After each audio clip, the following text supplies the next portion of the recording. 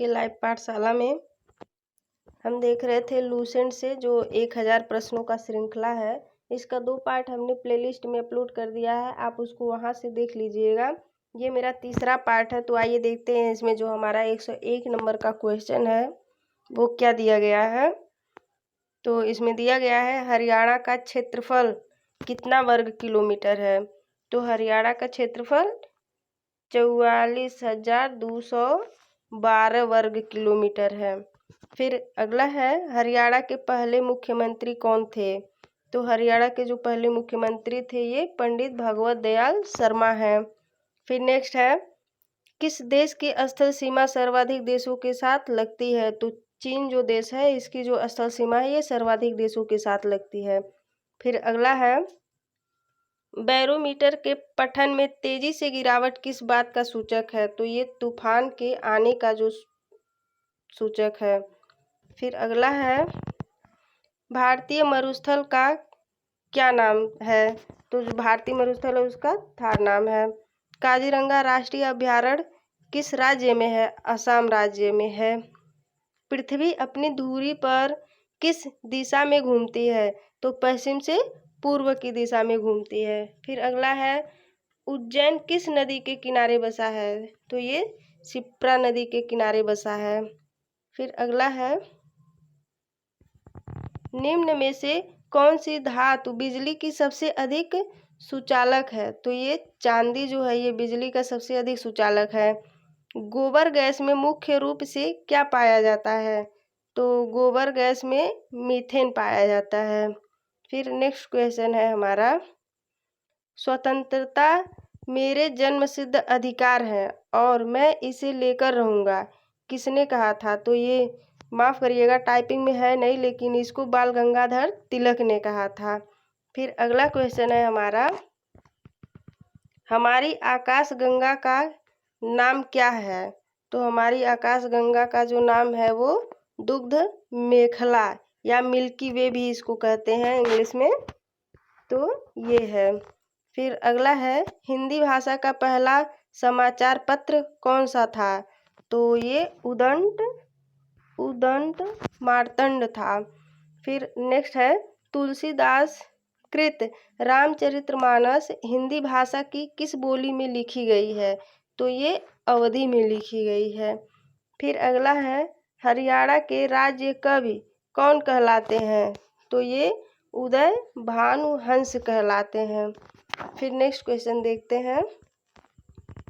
दिया गया है आधुनिक ओलंपिक खेलों की शुरुआत कब और कहाँ से हुई। तो ये एथेंस जो यूनान में है ये हुई थी 1896 में। फिर अगला है भारत में किस खेल में ओलंपिक खेलों में 8 बार स्वर्ण पदक जीता है। तो हॉकी खेल में भारत 8 स्वर्ण पदक जीता है। फिर अगला है हमारा भारत ने आखिरी बार हॉकी में स्वर्ण पदक कहाँ और कब जीता था। तो ये 1980 में मॉस्को में जीता था। फिर अगला है ओलंपिक खेलों का आयोजन कितने वर्षों के बाद होता है। तो ये 4 वर्ष के बाद होता है। फिर नेक्स्ट क्वेश्चन देखते हैं अंतर्राष्ट्रीय ओलंपिक समिति का मुख्यालय कहाँ है। तो ये लुसान स्विट्जरलैंड में है। फिर अगला क्वेश्चन है सन 2012 में ओलंपिक खेल कहाँ हुए। तो ये लंदन में हुआ था। फिर अगला है ओलंपिक ध्वज में कितने गोले हैं। तो ये 5 गोले हैं ओलंपिक ध्वज में। फिर नेक्स्ट क्वेश्चन है हमारा एक ओलंपिक में सर्वाधिक स्वर्ण पदक जीतने वाला खिलाड़ी कौन है। तो ये है माइकल फेल्प्स। फिर नेक्स्ट क्वेश्चन है सन 2020 में ओलंपिक खेल कहाँ होंगे। तो 2020 में टोक्यो जापान जो अभी पिछले साल हुआ था। तो आइए देखते हैं। फिर नेक्स्ट क्वेश्चन है हमारा सन 2012 के ओलंपिक खेलों में कांस्य पदक जीतने वाली साइना नेहवाल का संबंध किस खेल से है। तो ये बैडमिंटन खेलती हैं। फिर अगला है भारत ने ओलंपिक खेलों में पहली बार किस वर्ष भाग लिया था। तो ये लिया था सन 1900 में। फिर नेक्स्ट क्वेश्चन है आपका ओलंपिक खेलों में पदक जीतने वाली पहली भारतीय महिला कौन है?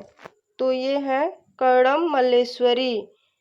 फिर नेक्स्ट क्वेश्चन है, बैक टू द वर्ड्स वेदों की ओर लौटो नारा किसने दिया था? तो ये महर्षि दयानंद ने दिया था। फिर नेक्स्ट है, प्रसिद्ध झंडा गीत झंडा ऊंचा रहे हमारा की रचना किसने की थी? तो ये श्यामलाल गुप्त पार्षद ने की थी। इसकी जो रचना है श्यामलाल गुप्त पार्षद ने की थी। फिर नेक्स्ट क्वेश्चन है, पशुओं में मिल्क फीवर बीमारी किसकी कमी के कारण होती है? तो ये कैल्शियम की कमी के कारण होती है।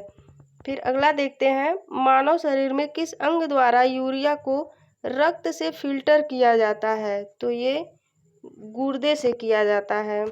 फिर अगला है, किस एकमात्र भारतीय को अर्थशास्त्र में नोबेल पुरस्कार मिला है? जो अमृत मिला है, तो ये है प्रोफेसर अमर्त्य सेन, इनको मिला है। फिर अगला देखते हैं, भारत रत्न उस्ताद बिस्मिल्लाह खां किस वाद्य यंत्र के वादक में विख्यात रहे हैं? तो ये शहनाई में विख्यात रहे हैं। फिर अगला क्वेश्चन है, भारत के अंतिम गवर्नर जनरल कौन थे? तो ये थे श्री राजगोपालाचारी, ये थे श्री राजगोपालाचारी। फिर अगला है, भिलाई इस्पात संयंत्र का निर्माण किस देश के सहयोग में किया गया था? तो ये रूस के संयंत्र में किया गया था। फिर अगला है, उत्तरी ध्रुव में भारत के अनुसंधान केंद्र का नाम क्या है? तो ये हिमाद्री, इसका नाम है हिमाद्री। फिर अगला है, विश्व में माउंट एवरेस्ट पर चढ़ने वाली प्रथम महिला कौन थी? तो ये थी जापान की जुनको तबाई, जापान की जुनको तबाई। फिर नेक्स्ट है हमारा, पीलिया किस अंग का रोग है? तो पीलिया यकृत या लीवर का रोग है। फिर अगला है हमारा, द्रव सभी दिशाओं में समान दाब पारित करता है, यह कथन किस नियम से संबंधित है? तो ये जो कथन है ये पास्कल का नियम है। फिर नेक्स्ट क्वेश्चन है हमारा, क्लोरोफिल का खनिज घटक क्या है? तो क्लोरोफिल का जो खनिज घटक है ये मैग्नीशियम है। फिर नेक्स्ट देखते हैं, एलपीजी गैस में क्या होता है? तो इसमें ब्यूटेन होता है। फिर आगे है, किसने सर्वप्रथम अशोक के अभिलेखों को पढ़ा? तो इसको जो पहली बार इसको पढ़े थे वो जेम्स प्रिंसेप हैं, जेम्स प्रिंसेप। फिर नेक्स्ट है, किस बौद्ध भिक्षु के प्रस्ताव में अशोक ने बौद्ध धर्म ग्रहण किया? तो उपगुप्त थे। फिर अगला है, कौन सा मुगल बादशाह अशिक्षित था? तो अकबर था। फिर अगला है, अमृतसर शहर की स्थापना किसने की? तो इसको गुरु रामदास ने की थी। गदर पार्टी का संस्थापक कौन था? तो लाला हरदयाल। और फिर नेक्स्ट क्वेश्चन है, सिख इतिहास में लंगर प्रथा किसने शुरू की? तो ये किए थे गुरु अंगद देव। फिर हमारा लास्ट क्वेश्चन है, सबसे प्राचीन वेद कौन सा है? तो सबसे प्राचीन वेद है ऋग्वेद।